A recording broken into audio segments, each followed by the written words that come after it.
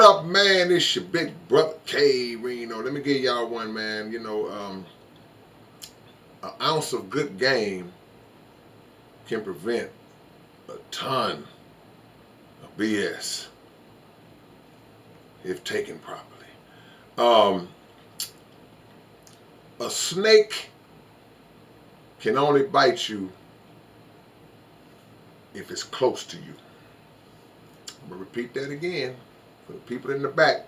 A snake can only bite you when it's close to you.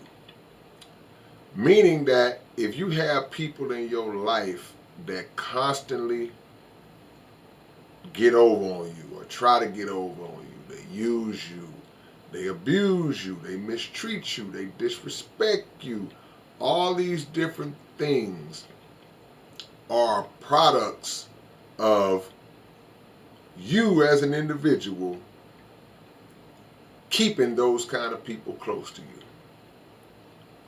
If that was an actual snake, if you were in your house right now and there's a snake somewhere out in the woods 50 miles from where you live, you have no reason to be worried about it. You can sleep comfortably. You can move around your home freely because it's not in your proximity. It's just nowhere near you. But when you keep snakes around you, snakes in human form, the closer they are to you, the more access they have to you, then the more ability they have to be able to bite you and inject you with their venom. See?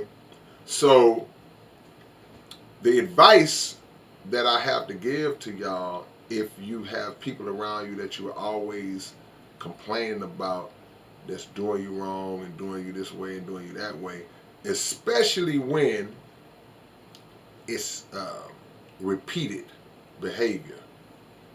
When it's repeated behavior, it becomes your fault at some point because you don't want to get rid of the pet snake.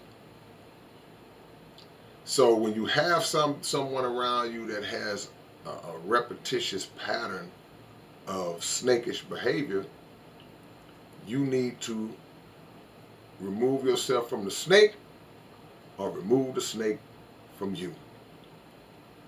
Seen a lot of snakes in my day. I watched National Geographic. I've seen anacondas on National Geographic. Some of those anacondas are 15, 18, 20 feet long, possibly more. But no matter how long that snake is, if you create enough space and distance between you and that snake, it doesn't matter how much venom they got, doesn't matter how strong that their grip is, it will have no effect on you. You have to remove yourself from the situation.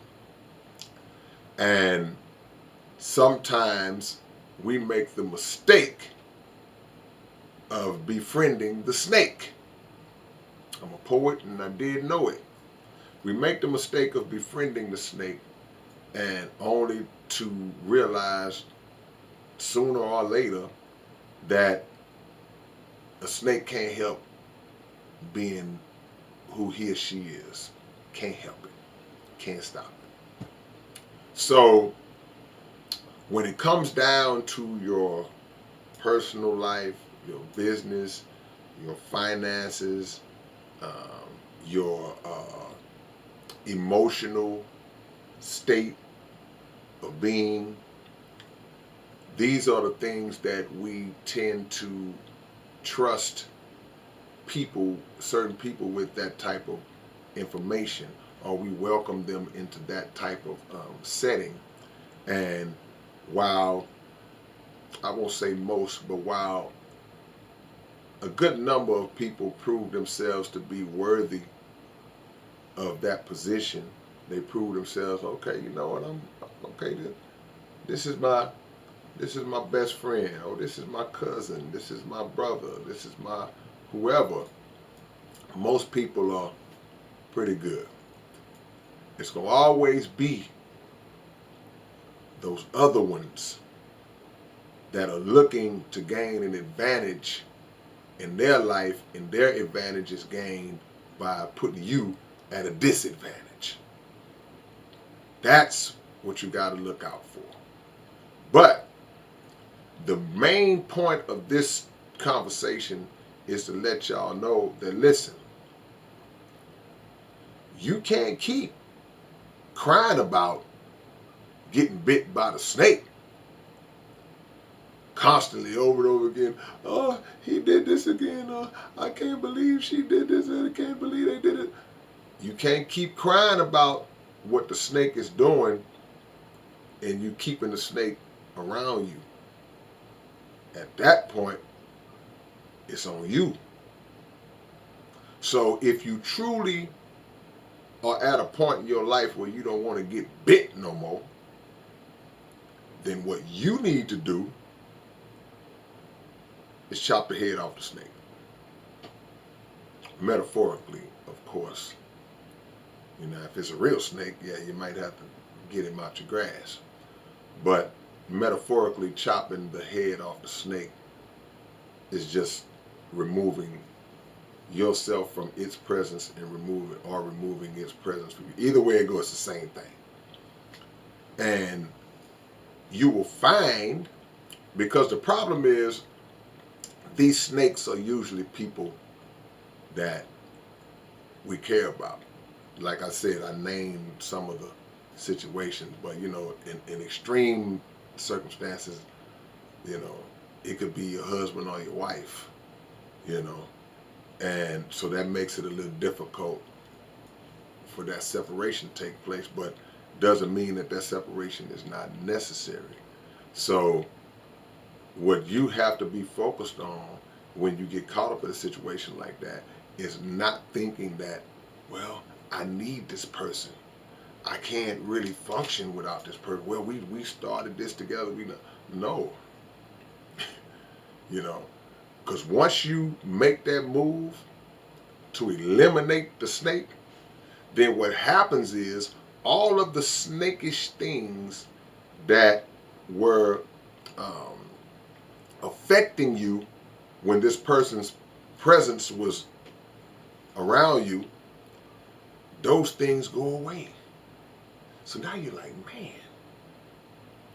okay, this is how it's supposed to be. And some people may have known how it's supposed to be and forgot. Some people have just been around that for years and years and years. They just don't know no better until you experience better. Now you're like, wow, I'm experiencing peace. I'm experiencing that kind of mindset and that kind of environment. This is how it's supposed to be. But you're not going to know that until you get rid of that viper that's been around you, presenting themselves as the opposite. Because some snakes, you know, they slick. A snake never comes straight. A snake comes sideways. And some of them are slick, so they'll get you. But once you realize it, they go, it's on you.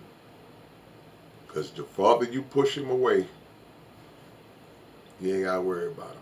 All right, man, it's your big brother, K-Rino.